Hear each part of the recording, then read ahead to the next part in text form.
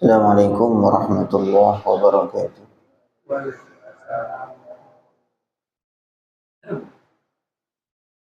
Nahmaduhu wa nusalli wa nusallim ala rasulihil karim wa ala alihi wa ashabihi ajma'in, amma ba'd. Alhamdulillah jemaah salat subuh yang dimuliakan Allah, kita lanjut ngaji kita kitab As-Sunnah wal Bid'ah. Ila hadrat Nabi Mustafa Muhammadin sallallahu alaihi wasallam wa sallallahu alaihi wa sallam jemaah di jemaah akan ya bersama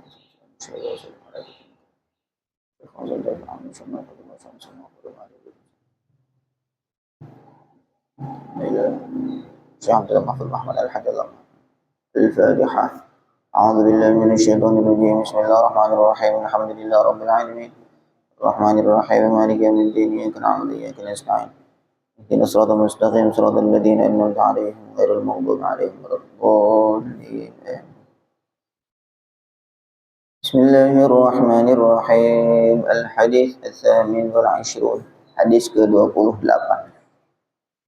Fi sahih Muslim, dalam kitab sahih Muslim, an Ibnu Mas'ud, dari Ibnu Mas'ud qala, dia berkata, qalat Ummu Habibah, berkata Ummu Habibah, zaujin Nabi sallallahu alaihi wasallam, yaitu istrinya Nabi, salah satu istri Nabi yang namanya Ummu Habibah. Allahumma ya Allah, dia berkata, amti'ni bi zauji Rasulillah sallallahu alaihi wasallam. Berilah kenikmatan kepada aku, berilah kebahagiaan kepada aku, bi zauji Rasulillah sallallahu alaihi wasallam, dengan suamiku, yaitu Rasulullah sallallahu alaihi wasallam. Wa bi abi, dan juga dengan bapakku, Abi Sufyan, yaitu Abu Sufyan. Wa bi akhi, dan dengan saudaraku yang laki-laki, Muawiyah, yaitu Muawiyah.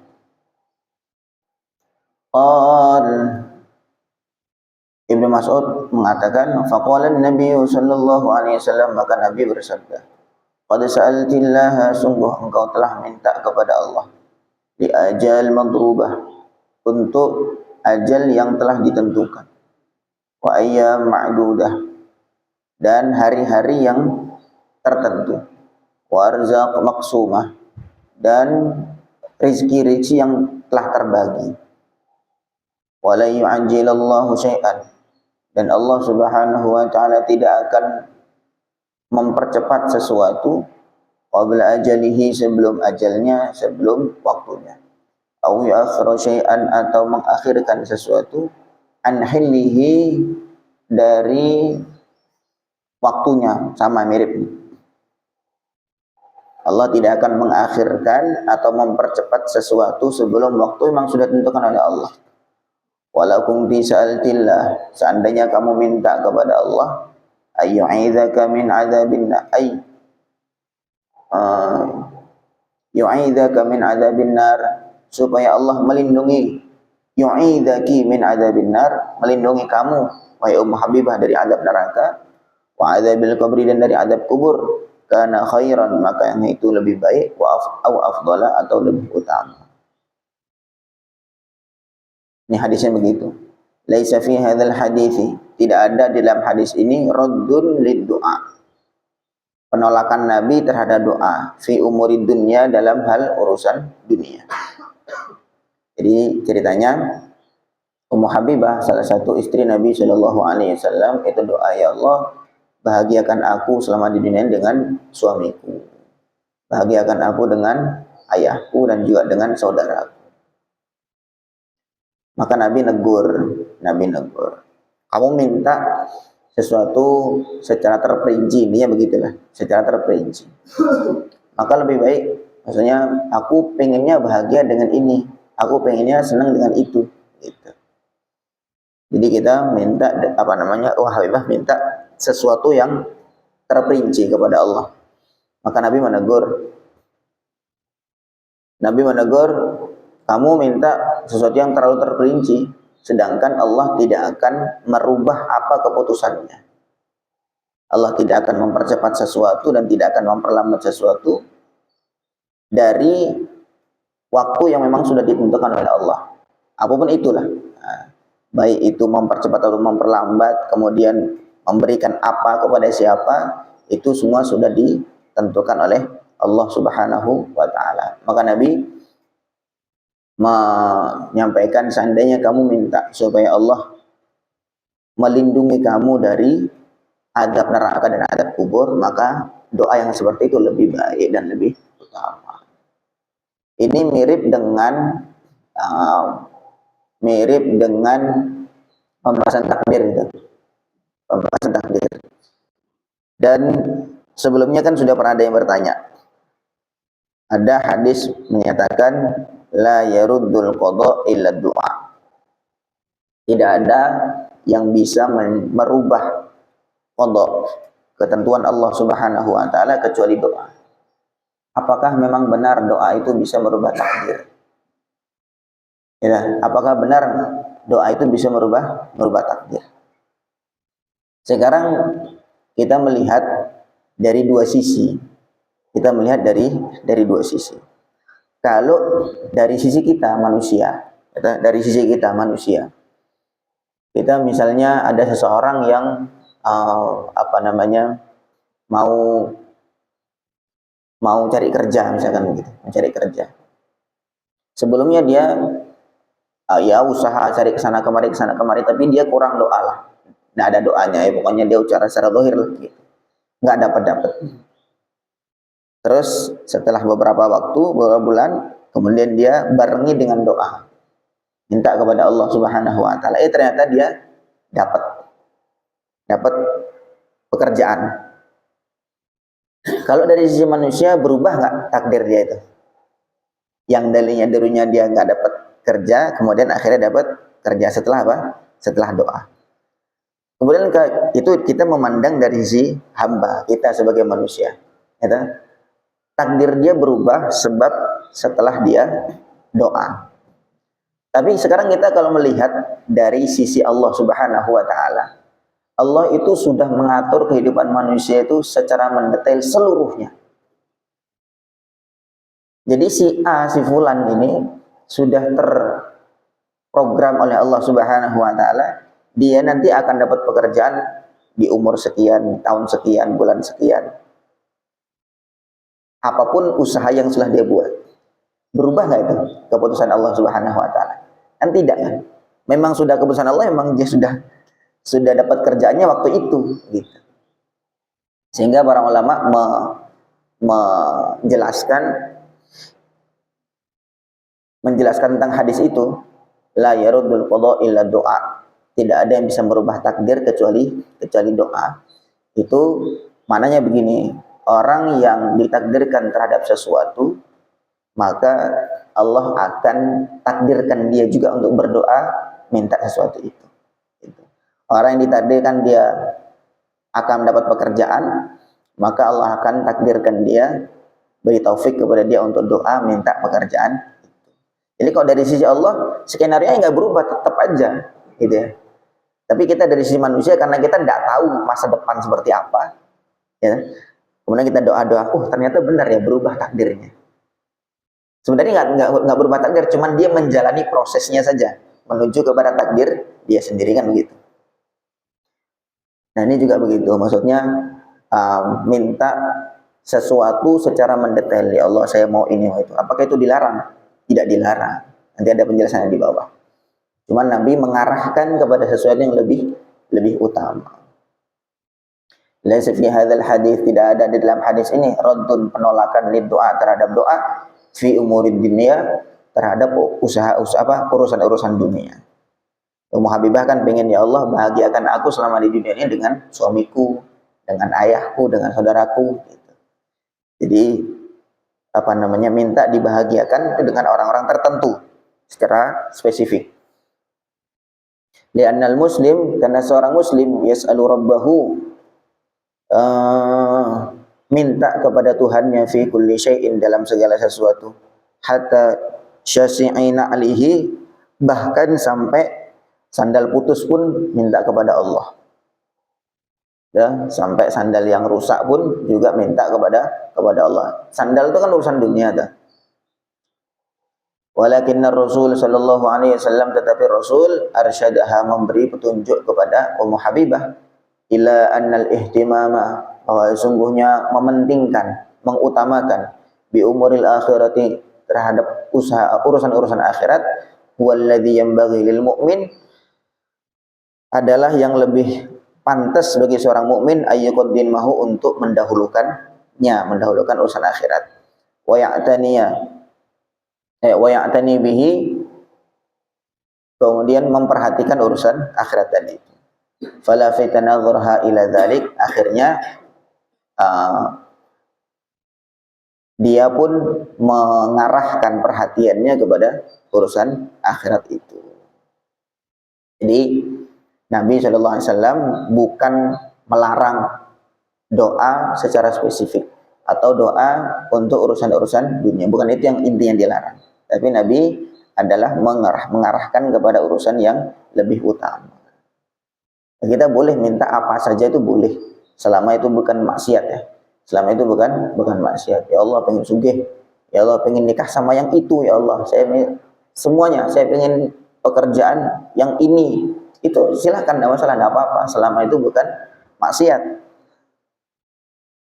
Nah, kemudian Nabi di sini melarang. Kenapa kok dilarang? Kan sudah sempat saya singgung waktu sebelumnya, bahwa pelarangan Nabi itu tidak selalu bermakna haram, tidak selalu bermakna syirik dan sebagainya. Begitu juga perintah tidak selalu berupa wajib.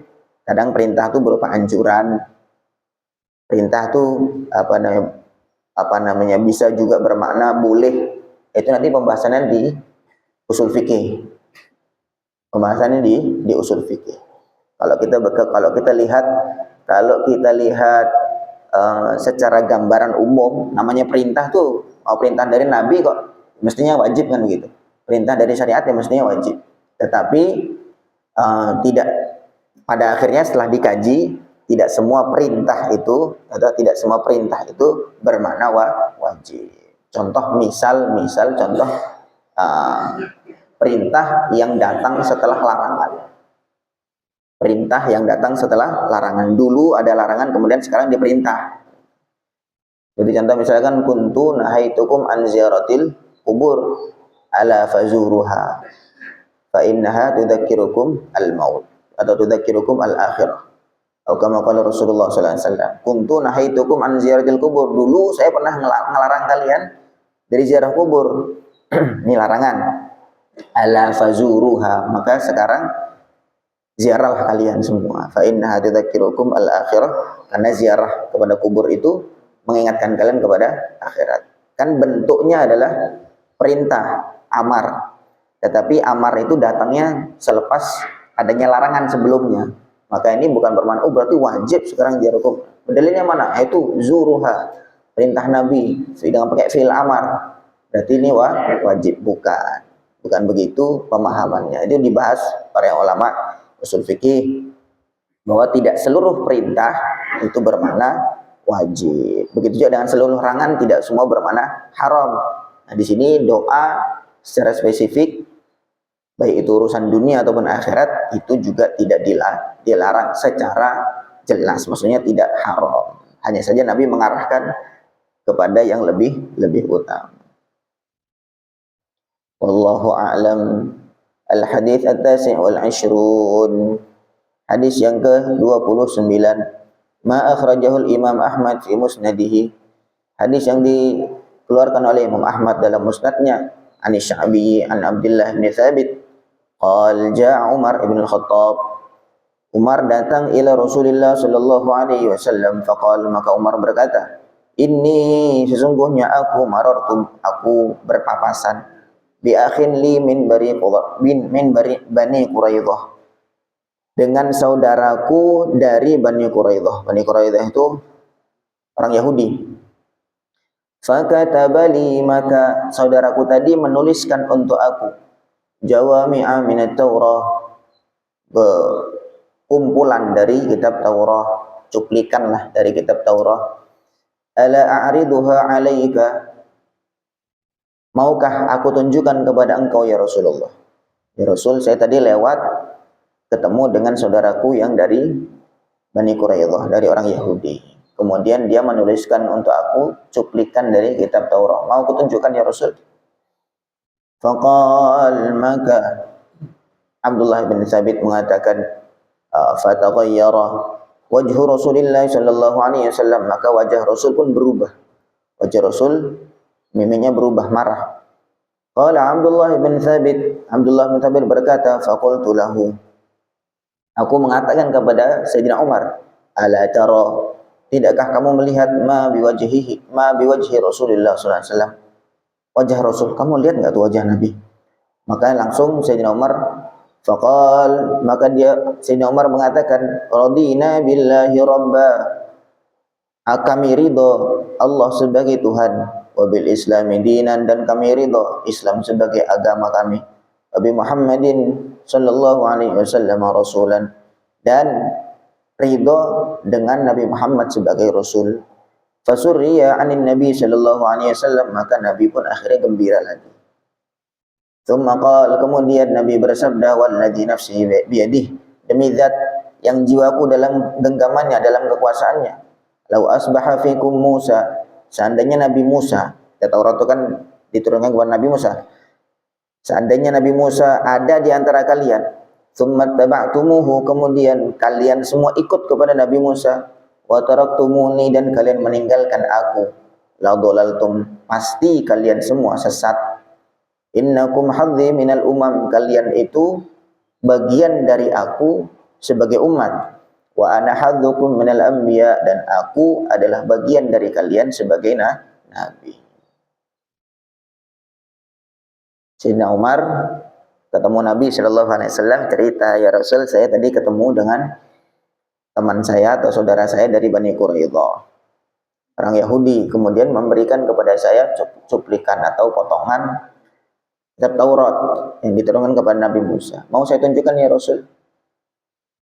Maka Nabi wajahnya memerah, wajahnya berubah.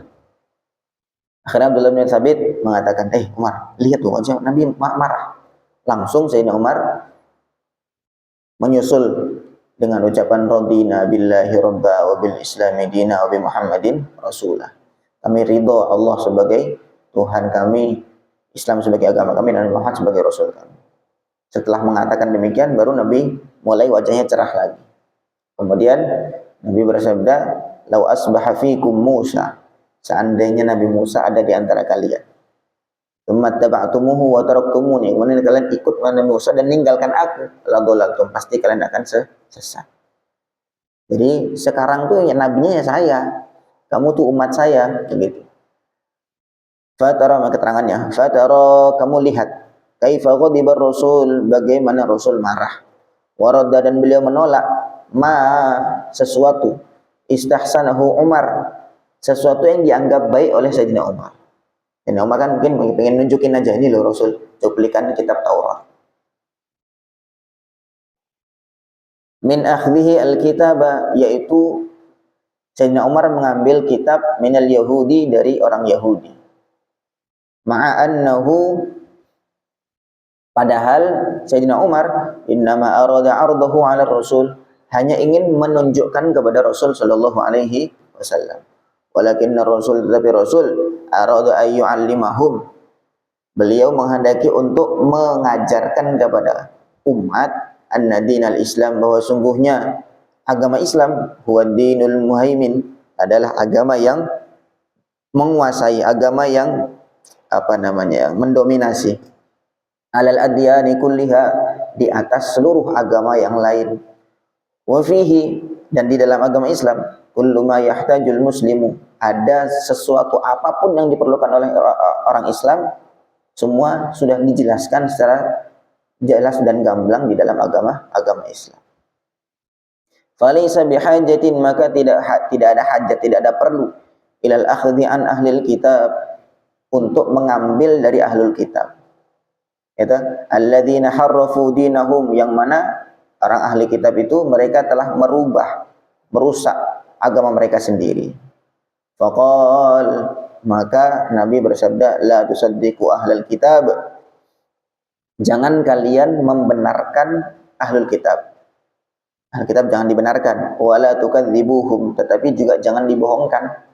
Kata wa qulu, dan ucapkanlah amanna, kami beriman, bima anzalallahu min kitab, kami beriman apapun yang Allah turunkan, yaitu berupa kitab. Maksudnya kita nggak boleh membenarkan, kenapa? Ya karena kita tidak tahu yang dia sampaikan itu sesuatu yang sudah dirubah atau belum.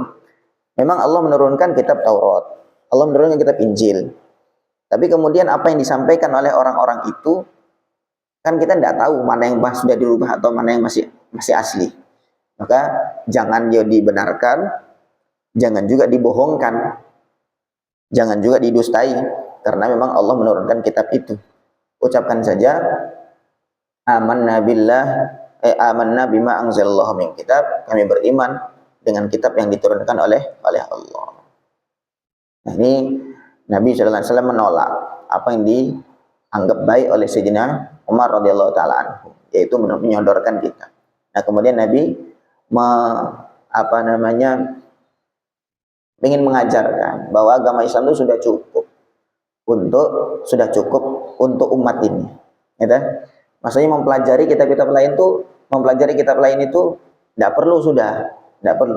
Kemudian Nabi menegaskan, lau asbaha fikum Musa, seandainya Nabi Musa ada di antara kalian, kemudian kalian ikut kepada Nabi Musa, kemudian meninggalkan aku, pasti kalian akan sesat. Sekarang bertanya, apakah mempelajari kitab lain itu haram? Nah, ini pembahasan lebih dalam lagi. Kalau bagi orang yang peneliti, bagi orang yang dia dalam rangka membela, atau istilahnya untuk berdebat dengan orang-orang itu, maka boleh-boleh saja. Karena gini, dikhawatirkan, tentu Sayyidina Umar orang imannya sangat kuat. Beliau sahabat terbaik nomor 2 kan begitu. Tidak diragukan keimanan Sayyidina Umar itu. Tapi Nabi mengajarkan kepada kita sebagai umat, agama Islam sudah cukup. Kalau kita nanti mempelajari dari yang kitab-kitab lain, itu khawatirnya itu kita jadi malah condong ke sana gitu. Wah, ternyata luar biasa ya, ada begini, ada begitu. Akhirnya kita sendiri jadi ragu dengan agama Islam. Tapi bagi orang-orang yang memang dia meneliti, kemudian yang untuk berdebat dengan orang-orang yang di luar sana, di luar agama Islam, maka nggak masalah. Karena nanti di dalam memperjuangkan agama itu tidak selalu dengan dakwah secara lemah lembut gitu ya. Kan dalam firman Allah tuh, ud'u ila sabili rabbika, ajaklah kepada jalan Tuhanmu, bil hikmati, dengan hikmah, wal mau'izatil hasanah, dan mau'izah hasanah. Kita dakwah tuh dengan lemah lembut, dengan hikmah, dengan nasihat-nasihat yang bagus gitu. Tapi selanjutnya wajadilhum billati hiya ahsan. Kemudian mujadalah itu artinya debat. Maka perlu adanya debat itu juga ada, tapi kan untuk orang-orang tertentu. Tidak semua kan orang bisa debat itu kan. Tidak semua orang punya kemampuan dalam berdebat itu. Dan nabi-nabi juga banyak yang debat itu. Nabi juga banyak debat. Nabi Musa debat dengan Fir'aun tentang ketuhanan Fir'aun. Nabi Ibrahim juga debat dengan orang-orang tentang berhala-berhala itu. Nabi Ibrahim kan misalnya memberikan logika. Ketika Nabi Ibrahim menghancurkan berhala-berhala yang disembah oleh umatnya itu, akhirnya kemudian mereka ngamuk, protes. Akhirnya Nabi Ibrahim tanya, ata'buduna ma la yanfa'ukum syai'an wa la yadurrukum. Kamu kenapa kok nyembah sesuatu yang dia nggak bisa memberikan manfaat, nggak bisa juga memberikan bahaya? Gitu. Dia lo, saya kasih sodorin makan, lo nggak bisa makan. Ini saya kasih makan nih, ayo makan. Malakum la la ta'kulun, kan kok nggak makan. Malakum la tangtikun, kamu kok nggak ngomong. Ini lo makan nih. Dia ngomong nggak bisa, dikasih makan juga nggak bisa makan. Kalau kalian sembah, malah kalian minta makan dari dia, minta rezeki dari dia. Istilahnya dibukakan logikanya orang-orang itu. Jadi debat itu juga boleh, tentu dengan cara-cara yang baik. Nah, tapi di sini secara umum Nabi ingin mengajarkan kepada umat bahwa Islam itu sudah cukup untuk kebutuhan umat Islam seluruhnya, tanpa perlu mengambil dari yang lain. Tanpa mengambil yang lain. Nah, dikhawatirkan demikian, dikhawatirkan kita jadi condong, ada cerita-cerita yang luar biasa, ada hal-hal yang begini begitu, akhirnya kita justru meninggalkan agama Islam, pindah kepada yang lain. Wallahu a'lam. Sekali lagi nih ya, sekali lagi larangan Nabi kepada Sayyidina Umar ini juga tidak secara mutlak. Maksudnya tidak secara mutlak haram. Haram berarti mempelajari kitab-kitab agama lain. Nah, boleh saja asalkan bagi orang yang ahli. Dia sudah memang betul-betul ahlinya, kemudian digunakan untuk menarik orang untuk kepada agama Islam, itu boleh-boleh saja. Fal ajab, maka mengherankan, mimman dari orang, ya'khudhu, yang mengambil min tafasir ahli kitab ba'da hadza, yang dia mengambil, mencuplik dari tafsir-tafsir atau penjelasan ahli kitab ba'da hadza, selepas agama Islam ini. Wa ma indana, sedangkan apa yang kita miliki, fihil ghunyatu, sudah memiliki kecukupan. Wallahu a'lam. Ada yang bertanya mungkin? Bisa dipahami ya ini ya? Nah, jadi tadi Nabi melarang itu bukan karena sesuatu itu tidak dicontohkan oleh Nabi, bukan. Ya, ini kan penegasannya sama saja pokoknya. Karena ini mau membantah orang yang mengatakan bahwa bid'ah itu sesuatu yang nggak dicontohkan sama Nabi. Bukan itu poinnya. Bid'ah itu bukan itu. Ini nggak dicontohkan sama Nabi, maka nggak boleh, bukan. Nabi tidak ada pernah begitu. Nabi itu senantiasa melarang itu sesuatu yang tidak sesuai dengan syariat. Tidak sesuai dengan syariat. Itu poinnya di situ. Sehingga setelah Nabi wafat, ada hal-hal baru yang kita larang tuh bukan ini nggak dilakukan zaman Nabi, kita larang, bukan begitu. Yang kita jadikan pagangan adalah apa alasan yang dipegang oleh Nabi dalam melarang sesuatu amal. Itu yang dipegang oleh para ulama, dibuat sebuah rumusan gitu. Karena Nabi itu kan hidup kan cuman jadi Nabi umur 40 tahun. Gitu. Jadi Nabi itu kan mulai beliau jadi syariat itu kan mulai sejak umur 40 tahun, karena resmi SK-nya jadi Nabi kan umur 40. Kemudian wafat 63. Berarti kan cuma 23 tahun kan gitu. Masa beliau hidup di dunia itu. Itu kan beliau tidak mungkin mencontohkan seluruh detail perbuatan kebaikan satu persatu, kan tidak. Wong umat ini hidup sampai sekarang aja sudah 1400 tahun lebih. Gitu. Berapa miliar manusia yang sudah lahir ke dunia ini sejak zaman Nabi. Berapa macam banyak kebaikan-kebaikan atau perbuatan-perbuatan yang baru yang dikerjakan tidak seperti yang dibuat oleh Nabi Shallallahu Alaihi Wasallam. Maka dengan patokan bahwa selalu berbuat apa yang dibuat oleh Nabi, nah itu tidak benar. Maka yang dijadikan patokan adalah apa motivasi, apa penyebab Nabi itu melarang sesuatu, apa penyebab Nabi itu memerintahkan sesuatu. Nah, itu yang dikaji oleh para ulama usul fikih. Kemudian itu dijadikan pegangan. Selama masih dalam koridor syariat, maka itu diterima. Tapi kalau sudah keluar, maka itu ditolak. Begitu. Wallahu a'lam. Semoga bisa difahami dan menjadi pegangan kita dalam kehidupan kita. Subhanallah bihamdihi, subhanakallahumma bihamdika, asyhadu an la ilaha illa anta, astaghfiruka wa atubu ilaik. Assalamualaikum warahmatullahi wabarakatuh.